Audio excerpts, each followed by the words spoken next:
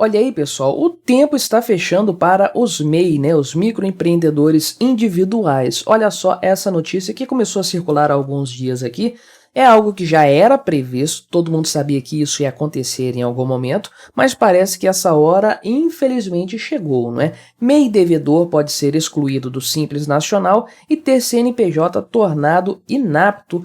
Isso aqui é um problema sério, tá? Essa exclusão do Simples Nacional. Vou tentar explicar isso aqui no decorrer do vídeo de uma forma não muito técnica para facilitar, mas isso aqui é uma catástrofe para o microempreendedor individual, né? Por que que isso aqui está sendo feito? Obviamente, o governo está querendo arrecadar mais dinheiro, a coisa é simples assim. O governo vai mandar então aí termos de exclusão do Simples Nacional para os microempreendedores individuais para que eles regularizem a sua situação, ou seja, paguem os seus débitos, né? Então, vamos dar uma olhada aqui nessa notícia, ver quais são as repercussões e, mais do que isso, vou aproveitar para falar qual que é o futuro do MEI nesse atual cenário de coisas, no atual governo que nós temos e, é claro, com a quantidade de informação e de tecnologia que o governo atualmente dispõe e cruzamento de dados principalmente, né? Não se esqueça, deixe o seu like, o seu comentário neste vídeo, se inscreva no meu canal se você ainda não for inscrito, você pode colaborar financeiramente aqui com este meu trabalho, com valores esporádicos, clicando no botão Valeu Demais aí embaixo, você colabora bastante aqui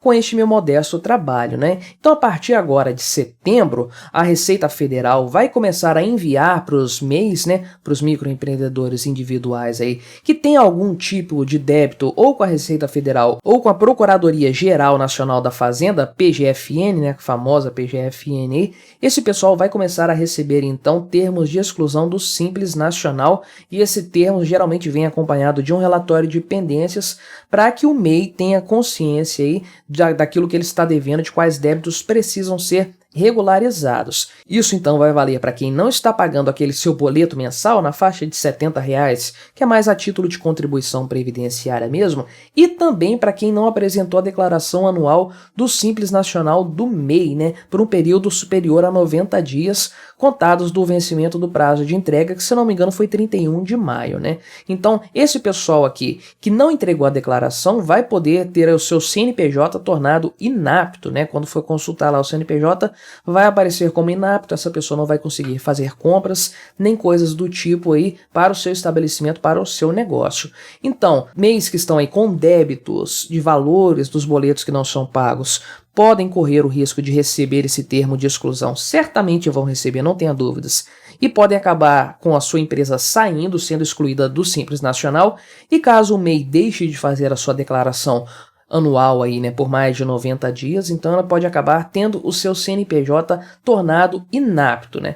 Qual que é o problema disso aqui? Qual é a questão principal nessa história aqui, né? A exclusão do benefício do Simples Nacional com certeza é uma tragédia aí para o microempreendedor individual. Porque o que acontece hoje, né? Esse tipo de coisa aqui não havia até então. O MEI tinha um problema assim, que eu já tratei em um vídeo recente aqui a respeito da possibilidade do aumento do valor do MEI e tudo mais.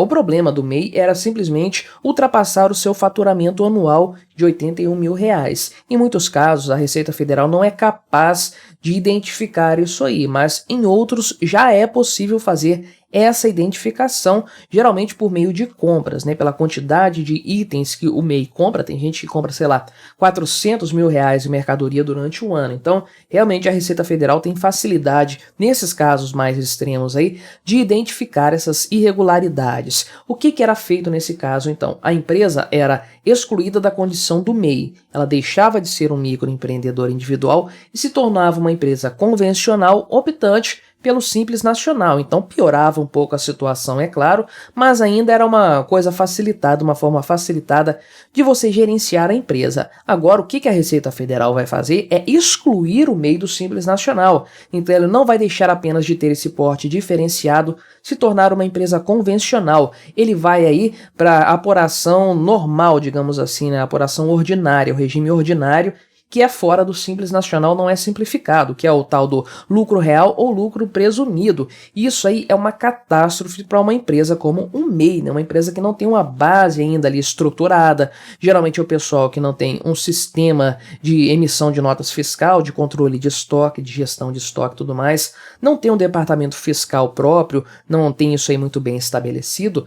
E para ter uma empresa optante pelo lucro presumido ou lucro real, que não seja do Simples Nacional, esteja no regime ordinário, o empreendedor precisa ter a casa toda em ordem. Então, tirar o MEI dessa condição muito diferenciada que ele tem, né, que é uma empresa pequena, que tem pouquíssima tributação, só a questão do INSS mesmo que ele paga, não tem tributação sobre vendas, não precisa ter uma contabilidade formal, então é uma empresa muito simples de se manter e muito barata também, inclusive, né? Então o MEI vai deixar imediatamente de ter essa condição simplificada para ir para o lucro presumido, que é a escolha mais sensata, digamos assim, nesse caso, porque ainda é menos pior, menos complicado do que o lucro real. Então imagina a tragédia que é isso, você tira um MEI e passa ele imediatamente para o regime ordinário, para o lucro presumido, né? Então, conforme eu falei, isso aqui é para o pessoal pagar os seus débitos e para a Receita Federal arrecadar dinheiro com isso aí, porque é basicamente um termo de exclusão ameaçando a empresa, dizendo o seguinte, né? Se você não pagar, a gente vai jogar você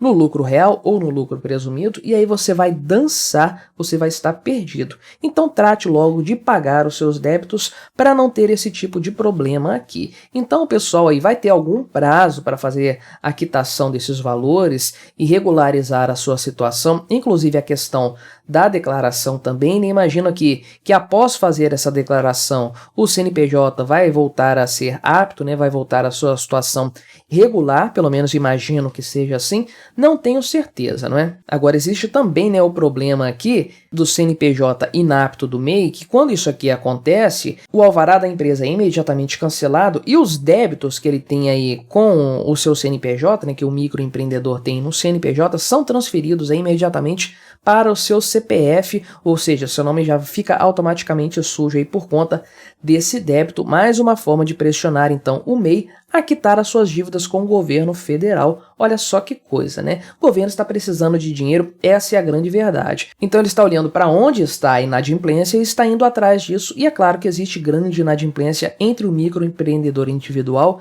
embora a empresa tenha condições muito mais fáceis, muito mais simples de se estabelecer os negócios, contribuir para a Previdência Social e tudo mais, né? Agora chama atenção para o seguinte fato: MEI vai se tornar um alvo prioritário da Receita Federal, principalmente agora no governo Lula, com esse tanto de dinheiro que o pessoal precisa arrancar da sociedade para pagar o orçamento, bancar a farra do PT, a farra do Lula, né? Por exemplo, uma coisa que vai acontecer indubitavelmente é a questão da nota fiscal de serviço eletrônica, né? O MEI que é comerciante, não é o prestador de serviço, ele tem aquele problema que eu falei das compras, né? Se ele tem um valor elevado de compras, a Receita Federal muito facilmente desenquadra ele da condição de microempreendedor individual. Então a Receita já tinha acesso a essas informações, porque a nota fiscal é emitida pelo CNPJ, aliás, em nome do CNPJ do MEI, fica fácil os computadores da Receita fazerem esse cruzamento de dados e então calcularem quanto que esse MEI está comprando por ano, né? Agora, na questão dos serviços, prestação de serviço,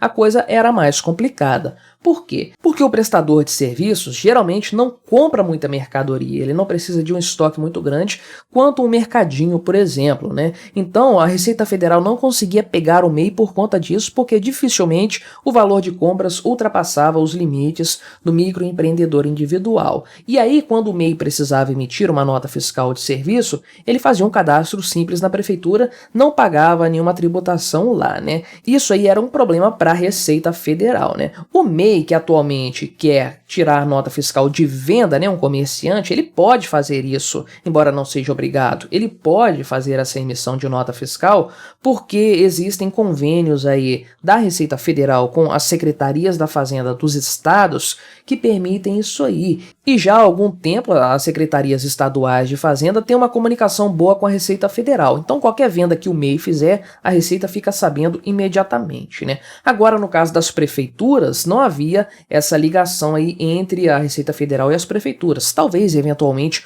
uma ou outra, na imensa, esmagadora maioria, não. Então, o que que a Receita Federal fez para evitar esse problema e pegar o pessoal aí da prestação de serviços no pulo? Eles tiraram das prefeituras a prerrogativa de liberar o acesso para emissão de nota fiscal para os MEI. Isso é feito agora pelo site da Receita Federal. Então o MEI precisa cadastrar, um cadastro simples de fazer, a emissão de nota fiscal é bem tranquila também, porém a Receita Federal imediatamente fica sabendo quanto que esse MEI está tendo de faturamento por mês e por ano. Então vai ser um prato cheio para a Receita Federal derrubar vários MEI prestadores de serviço, como ela já tem feito com o pessoal das vendas, né, comerciantes, revendedores e tudo mais, por conta das compras e de notas fiscais emitidas aí no sistema das secretarias estaduais de fazenda. Então o cerco está fechando para o MEI, essa é a grande verdade, justamente por ele ser uma empresa que paga pouco imposto ou quase nenhum imposto, para falar a verdade, né?